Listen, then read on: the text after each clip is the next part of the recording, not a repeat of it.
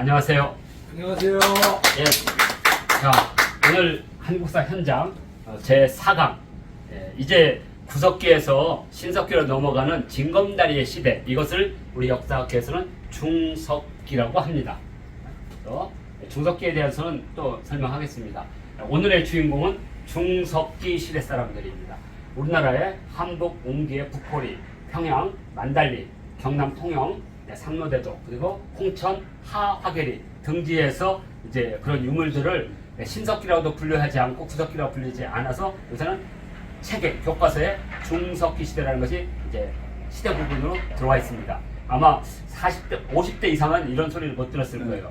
근데 지금은 중석기라는 시대 부분이 명확하게 있다는 걸 전제로 해서 여기 보면 중석기 시대는 바위에 그림을 새기는 암각화가 크게 유행했고, 그 다음에 토기가 등장하지 않는 것, 그죠? 요거만 빼놓고는 신석시대와 거의 유사한 형태의 단계까지 온 겁니다.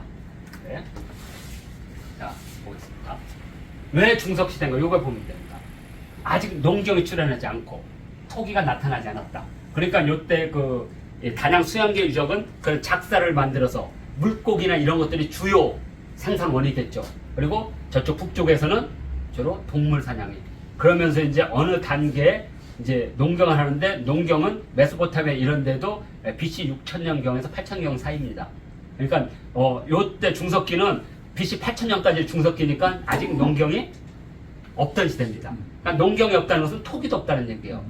농경과 토기는 깊은 관련성을 맺고 있습니다. 왜냐하면 농경에 나온 곡물을 먹기 위해서 만든 게 토기입니다. 그렇지 않을 때는 다 꼬챙이나 이거 해가지고 이렇게 넓은 바위 같은 데다가 고기를 구워 먹거나 진흙으로 이렇게 싸서, 거기다 싸서 불구덩이에 넣어서 익혀서 먹는다든가 이런 방식을 썼으니까. 자, 그래서 토기와 농경은 깊은 관련을 맺고 있는데, 그것이 없었을 때를 우리는 중석기 시대라고 부른다. 이렇게 됩니다. 그래서 대략 서기전 12,000년에서 서기전 8,000년. 현재 동아시아의 신석기의 시대는 서기전 8,000년입니다. 이 정도로 보시면 돼요. 물론 어떤 특정한 지대에는 이것보다 앞설 수도 있어요. 그러나 우리는 이제 그런 보편성을 항상합니다. 철기 시대도 BC 5세기경이 있지만 실제 철기가 보편화되는 것은 삼국시대 이제 보편화되죠. 왜? 기술이 뛰어나야 되니까. 자, 그래서 우리는 이 시대를 중석기라고 한다. 이렇게 하고요. 자, 이 중석시대가 중요한 것은, 가장 중요한 것은 역사 계승의 연속성입니다. 구석기인들과 신석기인들이 징검다리를 통해서 연결된다는 것. 그것을 우리는 미싱 링크라고 해요. 잃어버린 고리. 그 잃어버린 고리를 대체해 주는 거죠. 자, 그 다음에 또 하나는 이 구석시대가 끝나면 신석시대에는 오는 거잖아요. 그게 이동기원설이잖아요. 그게 아니라는 거죠. 구석시대 사람들이 살고 있다가 이 사람들이 당연히 중석시대를 거쳐서 신석시대로 온다는 거. 이건 본토기원설이에요. 그러니까 본토기원설의 아주 중요한 증거고, 그 다음에 이 단양 수양계 유적에서 시작됐던 좀돌랄 문화가 동아시아에 퍼져 있다는 것은 바로 만주 한반도가 하나의 문화권이었다는 거죠. 그래서 이러한 신석시대 때 형성된 문화권이 고조선 때 역사 공동체로 좀 더, 왜? 국가가 형성되고 문자가 만들어질 때 역사 공동체가 만들어지니까 우리는 같은 역사의식을 가진 어떠한 그 집단이라는 걸 인식하는 거죠. 그게 이제 토템이고 애니미즘이죠. 이게. 그리고 그런 역할을 해주는 사람을 샤먼이라고 불렀던 겁니다. 그러니까 신석시대 때 샤머니즘이 나오고 토테미즘이 나오고 애니미즘이 나오고 여신을 숭배하고 지모신을 숭배하는 그런 이념들이 역사 공동체를 만들어지는 중요한 요소죠. 거기다가 이제 같은 문화, 빗살무늬 토기를 쓴다든가, 고조선에 오면 고인도를 쓴다든가, 이렇게 하면서 역사 공동체가 만들어지고, 그 역사 공동체의 출발을 우리는 개천이라고 불렀던 거죠. 개천. 그리고 개천 이래 우리는 우리 땅에서 우리가 산다는 걸 우리는 주권이라고 부르는 거죠. 주권. 그러니까 그 영토와 인민이 살고 있는 그곳에서 자신의 주체적 자아가 있는 거, 그걸 주권이라고 불렀던 거죠. 그래서 그건 주권 불멸이죠. 왜? 우리가 단관 할아버지의 후손이라는 것을 잃어버리는 순간 우리는 주권이 없는 거죠. 그러나 우리는 개천 이래 우리는 다 같은 역사 공동체 일원이라는 인식을 한다는 거죠. 그렇기 때문에 일본 제국주의가 쳐들어와서 여기를 점령해도 그것은 점령이지 우리가 주권을 양도한 게 아니라는 거죠. 그러면 그 주권을 가진 사람들을 중심으로 해석을 해야 되는 거죠. 그게 바로 뭐냐? 항일투쟁, 독립투쟁사죠. 그래서 일제시대나 일제강점기는 그것은 일본이 주체가 되는 용어니까 써서는 안 된다는 거예요. 그래서 이제 중국이나 이제 북한은 이제 일제강점이라는 말 안 쓰죠. 일제들 다 이제 항일 투쟁입니다. 항일 전쟁이고. 그게 좀 어려우면 우리는 대한민국 임시정부가 있으니까 임정시대라고 해도 되고, 그런 주체적인 노력을 해야 되는데 결국에 일제시대를 바꾼 게 일제강점기인 거예요. 그걸 저는 이렇게 말합니다. 때린 놈의 시대에서 맞은 놈의 시대다. 아니 도대체 맞서 싸운 시대가 없어. 나는 우리 4천만 5천만 국민 중에 4,900만이 주권을 포기해도 100만의 주권을 가지고 있다면 이 주권을 가진 자가 주권을 개선한다고 봐요. 주권이라는 건 양도할 수 없는 거니까. 자, 그런 의미에서 이 중석시대는 우리 그 역사의 개성성에서 무지 중요한 요소를 갖고 있다. 이렇게 보고 있고요. 이 홍천 하화계례는 아주 특별한 도구들이 나옵니다. 이건 이제 뒷부분에서 보여드리겠습니다. 이 중석시대를 보여주는 가장 대표적인 유적지가 바로 합자동 유적입니다. 합자동 유적은 윤영석 여기에 있는데요. 여기 대능화 유역에 있는데 이 언덕에 있어요. 요거 언덕에 있는데 약 5만 년 전 인류입니다. 그러니까 이제 근데 이게 왜 중요하냐면 여기에 이제 그 얼룩무늬 하이에나 그 개체수가 10만 개 정도 됐습니다. 엄청나게 잡아먹은 거예요. 잡아먹은 거. 그래서 동아시아에서는 얼룩무늬 하이에나가 멸종이 됐어요. 아프리카만 살아요. 그러니까 얼룩무늬 하이에나가 대략 5만 년 전후에서 동아시아에서는 사라져요. 그러면서 뭐가 출현하냐? 바로 개가 출현합니다. 그러니까 이제 사람들은 이제 더 이상 먹을 수가 없으니까 그 중에 약간의 돌연변이 늑대가 있습니다. 그래서 잡식을 하는 거예요. 그 늑대는. 원래 늑대는 육식이거든요. 근데 초식을 하는 돌연변이가 태어난 거예요. 그래서 그 순하고 그 초식을 먹는 애를 옆에다 키워서 새끼를 낳고 키우다 보니까 이제 개가 됐다는 게 이제 만주 기원설이에요. 이 세상에 존재하는 모든 개의 기원은 만주다. 이렇게. 자, 그래서 그런 의미에서 얼룩무늬 하이에나가 멸종됐다는 것은 이제 새로운 형태의 먹잇감, 그게 바로 가축의 시작이라는 거죠. 그래서 합자동 유적을 무지 중요하게 합니다. 그래서 후손들이 늑대를 가축화한 그 기점, 금기점, 이렇게 이해하시면 합자동 유적, 우리가 이제 유적 유물을 이해할 때는 그런 왜 개가 발생했느냐, 닭이 왜 발생했느냐, 왜냐면 제일 길들이기 쉬운 게 개예요. 늑대. 왜? 인간이 지금 밥 먹고 다 알아서 먹으니까. 돼지는 워낙 잡식 많이 먹어. 그래서 원만한 잉여 식량이 없으면 키우지 못해요. 소, 말 못 키워요. 생산성이 안 되면. 그러니까 제일 쉬운 게 이제 개하고 그다음에 닭. 별로 안 먹거든요. 가둬놓기만 하면 되니까. 묶어놓기만 하면 되니까.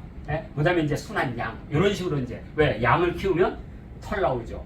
고기 나오죠. 우유 나오지. 이런 식으로 가축화하는 과정의 마지막 사냥꾼들이라는 거죠. 그래서 역사는 이렇게 중요하다. 최후의 늑대 사냥꾼이다. 자, 이렇게 해서 많은, 그래서 지금 동굴 쪽에서 바라본 겁니다. 아마 여기 숨어 있다가 그냥 얼룩말 하이에나가 그냥 그 저기 물가에 있는 짐승을 잡아먹고 올 거 아니에요. 때로 숨어 있다가 우와 하고 그냥 창 던지고 활 쏘고 해가지고 다 잡아먹는 거죠.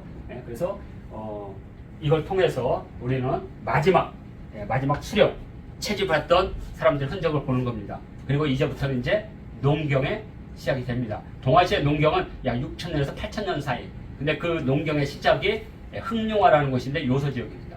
중국인들은 참 고통스럽게 해요.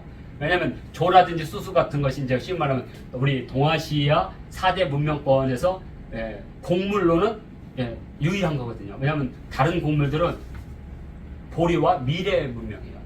다 인도도 그렇고 메소포타미아 다. 근데 오히려 기장이나 수수 조의 문명은 우리 동북아 문명이에요. 근데 그걸 우리는 황하 문명이라고 봤는데 그래서 기장이 결국엔 동아시아 문명의 기준점이기 때문에 모든 걸 기장으로 하잖아요. 근데 그게 재배종이 처음으로 우리나라 땅에서 나와, 만주 땅에서. 그러면 만주가 기원일 수밖에 없어요. 그러니까 중국인들이 지금 보통 그러니까 중국인들이 어떻게 하냐, 요한 문명을 아예 중국 거로 가져가 버리는 거지. 그럼 편하죠. 걔들은 우리가 생각하는 것보다 더 무모해요. 그리고 뻔뻔합니다.